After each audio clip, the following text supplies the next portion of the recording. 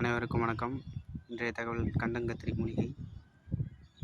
இதுதான் கண்டங்கத்திரி செடி. பார்த்திங்கன்னா தெரியும், இலையெல்லாம் முட்கள் போல் இருக்கும்.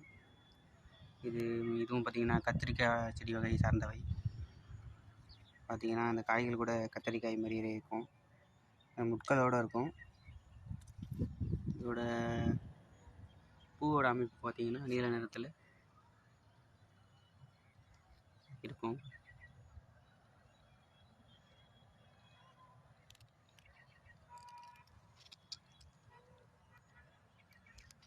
இந்த கண்டங்கத்திரி மூலிகையை பறித்து காய வைத்து தேங்காய் எண்ணெயில் காய்ச்சி உடலில் தேய்ச்சி வர துர்நாற்றல் விலகும்.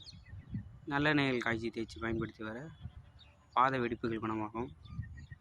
இந்த கண்டங்கத்திரியை காய வைத்து அரைத்து தேநீர் கலந்து சாப்பிட்டு வர சளி பிரச்சனைகள் குறையும்.